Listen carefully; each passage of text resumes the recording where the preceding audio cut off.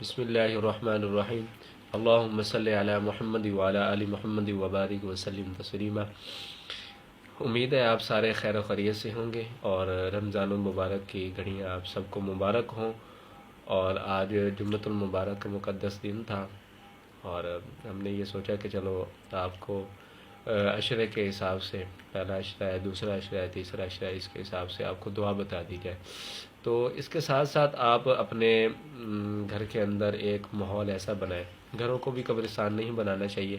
جو مرد حضرات ہیں ان سے اتنی درخواست ہے کہ وہ اللہ کے گھر تک، مسجد تک لے کے جائیں، یہاں سے چل کے جائیں گے تو اللہ پاک ہر قدم کے بدلے ایک نیکی لکھتے ہیں، اور ایک قدم جیسے وہ اٹھاتا ہے تو اس کی ایک برائی مٹا دی جاتی ہے اور درجہ بلند ہو جاتا ہے۔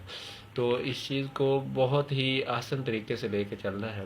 اخلاقیات ہی تھے آپ صلی اللہ علیہ وسلم کے جو آپ صلی اللہ علیہ وسلم نے ہمیں بتائے ہیں، اور اس چیز کو آگے بھی آپ صلی اللہ علیہ وسلم نے صحابہ کرام کو بتایا، پھر صحابہ کرام نے آگے پہنچایا، آج ہم تک یہ چیز پہنچ گئی ہے۔ اور جیسے ایک روٹی پک کے آئی پڑی ہوتی ہے سامنے، ہم نے صرف محنت کر کے کھانی ہوتی ہے، اسی طریقے سے قرآن پاک بھی ہمارے سامنے اس وقت موجود ہے، ہم نے اس کو پڑھنا ہے، سوچ سمجھ کے پڑھنا ہے، کیسے پڑھنا ہے، اب یہ ہمارے اوپر ڈیمانڈ ہوتی ہے۔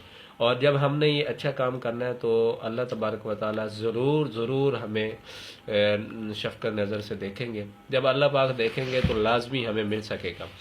اللہ پاک سے اتنی دعائیں، اللہ پاک آپ کی ہر دلی مرادی پوری فرمائے، اور جتنے مسلمان پریشان حال ہیں ان سب کی پریشانی کو دور فرمائے، جو بے اولاد حال ہے ان کو اولاد نرینہ عطا فرمائے۔ تو اس میں ہم نے چھوٹی سی ایک دعا بتانی ہے، اللہم انک عفو تحب العفو فاعف عنا۔ یہ چھوٹی سی ایک دعا ہے، اللہم انی۔ تو اس میں یہ ہے کہ جب ہم یہ دعا پڑھیں گے، یہ آخری عشرے کی دعا ہے، اللہم انک عفو تحب العفو فاعف عنا۔ تو اس دعا کو کثرت کے ساتھ آخری عشرے میں آپ نے پڑھنا ہے۔ تو اس لیے میں نے بتا دی ہے تاکہ پہلے عشرے کی بھی بتائیے، دوسرے کی بھی، اب تیسرے کی بھی۔ تو زیادہ سے زیادہ نماز پڑھ کے دعائیں کریں، نماز کبھی نہ چھوڑیں۔ ایک یہ بات سامنے رکھیں کہ جب آپ نے نماز آج، کیونکہ میں نے پہلے کہا ہے کہ علامہ اقبال نے کہا تھا کہ ایک جگہ جو ہے نا اس کا دائرہ بڑا کر لے مسجد کا، کیونکہ ایک مہینے کا مسلمان، چلو اللہ تعالیٰ نے توفیق دی ہی ہے تو اس چیز کو ایک لاگو کر لے کہ چلو آج فجر کی نماز مثال کے طور پر پڑھی ہے تو اس کے ساتھ ہم نے 3 دن کی، 4 دن کی ایک قضا نماز دینی ہے۔ تو قضا نماز ساتھ دیتے رہیں گے تو انشاءاللہ آپ کو اللہ پاک، لازمی وہ اللہ پاک قادر ذات ہے، وہ چاہے تو کسی کو بھی جنت میں ڈال سکتا ہے، وہ چاہے تو کسی کو بھی جہنم میں ڈال سکتا ہے، وہ قادر ذات ہے۔ لیکن رحمت کی امید تو ہونی چاہیے نا، اللہ پاک سے مغفرت کی دعا تو کرنی چاہیے نا۔ جب یہ کریں گے تو اللہ پاک ضرور انشاءاللہ دے گا۔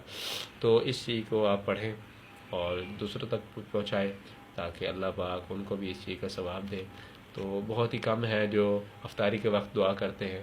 حدیث میں آتا ہے کہ افطار کے وقت دعا ضرور قبول ہوتی ہے، پورے دن میں ہوتی ہے، لیکن افطار کے وقت جتنے بھی فرشتے ہیں، اللہ پاک ارشاد فرماتا ہے کہ میرے فرشتوں اب ہر چیز چھوڑ دو، یہ جو روزہ دار بیٹھا ہے اس کی آمین کے اوپر، مطلب یہ دعا کہہ رہا ہے نا، اس کی آمین کے اوپر آمین کہو، دعا مانگ رہا ہے، جو بھی یہ دعا مانگ رہا ہے اس کے اوپر آمین کہو، تاکہ جتنی بھی ہم آمین کہیں گے یا فرشتے کر رہے ہوں گے تو وہ ہمارے لیے ایک بہت بڑا خوشنودی کا ذریعہ ہوگا اور ہماری دعائیں بھی قبول ہوتی ہیں۔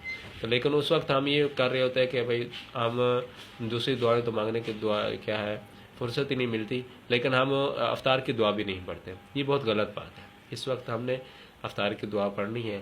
تو افطار کی دعا بھی لوگوں کو کچھ نہیں آتی، وہ ہم انشاءاللہ اگلی ویڈیو میں بتائیں گے۔ اور دوسرا یہ ہے کہ بہن اس چیز کو آگے شیئر کریں تاکہ لوگوں کو بھی اس چیز کا پتہ ہو۔ اللہ تعالیٰ ہم سب کا حامی و ناصر ہو، اور جتنے بھی مسلمان پریشان حال ہیں ان سب کے لیے لازمی دعا کریں، اللہ پاک اس ملک پاکستان کی حفاظت فرمائے، ہمارے ایمان کی حفاظت فرمائے، اور درود شریف کی کثرت کریں تاکہ آپ صلی اللہ علیہ وسلم کی ذات اقدس پر درود شریف پڑھا جائے، تاکہ جو بھی پریشان حال ہیں درود شریف کی وجہ سے انشاءاللہ بخشائے جائیں گے، اور کل قیامت والے دن انشاءاللہ اللہ پاک کے سامنے، آپ صلی اللہ علیہ وسلم کے سامنے کوئی رسوائی نہیں ہوگی۔ اللہ تبارک و تعالی ہمیں عمل کرنے کی